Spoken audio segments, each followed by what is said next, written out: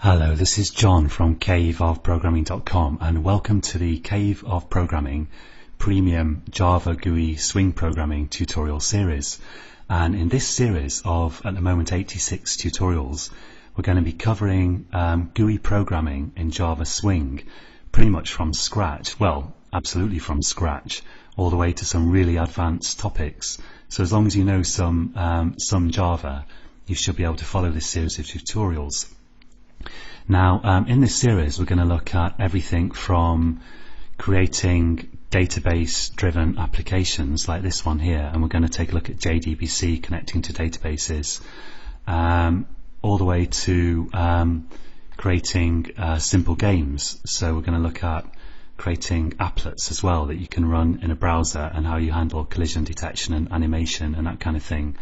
And we're going to look at basically pretty much all the Swing user interface widgets that you can use, combo boxes and trees and tab panes and dialog boxes, the whole lot.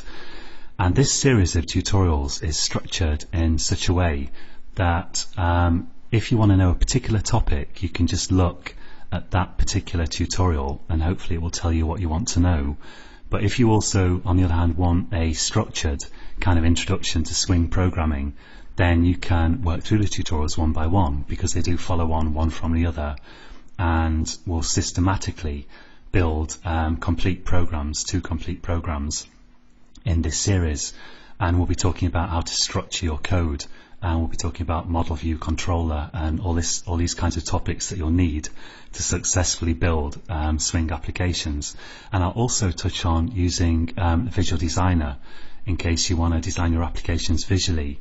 But with Swing, you really kind of need to know what you're doing anyway in terms of code, and for that reason most of the tutorials are going to be coding stuff by hand, and we're going to really dig into the underlying concepts and see how Swing works. In this introductory tutorial, I'm just going to show you a few useful resources that you might want to know. I'm just going to tell you before that very quickly a bit about my background.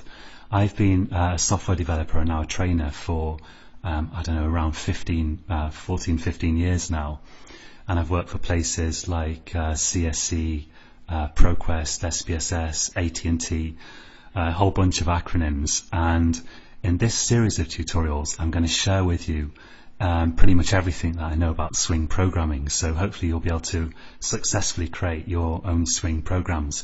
And even if you want to go on to doing other kinds of user interface design using different technologies, then knowing how to use Swing will stand you in good stead, because a lot of the concepts that you find in Swing are kind of general software development concepts that are used in other kind of visual GUI systems.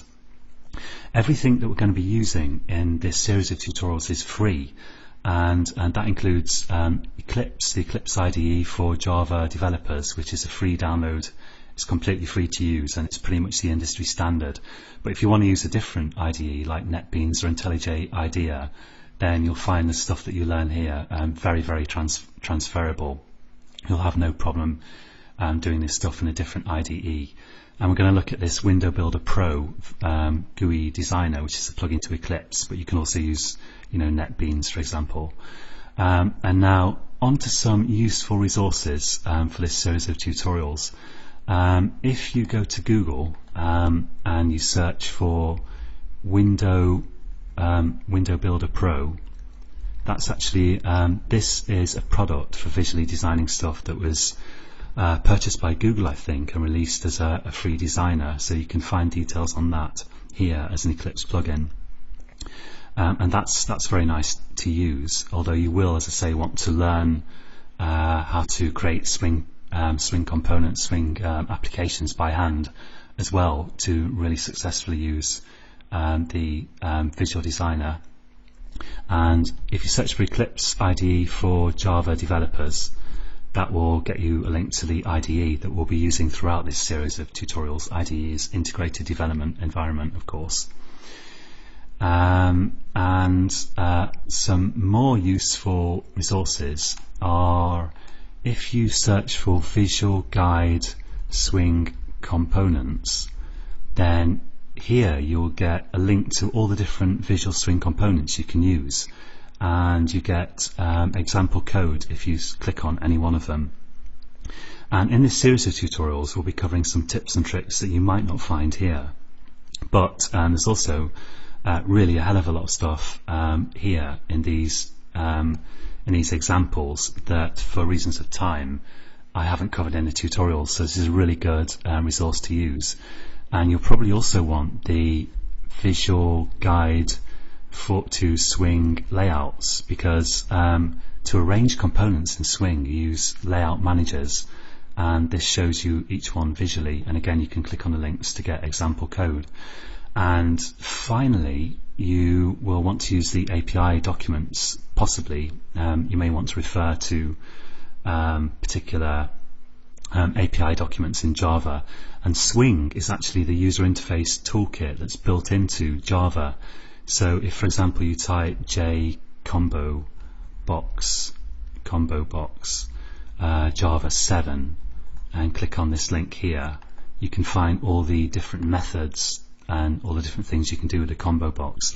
And a lot of people are intimidated by this documentation, but it is really useful once you have a basic idea of knowing what you're doing. It gives you all the different methods you can use. Okay, so that's it for this introduction, and in the next tutorial we're going to get on to designing our first Hello World Swing program. So join me again then, and until next time, happy coding.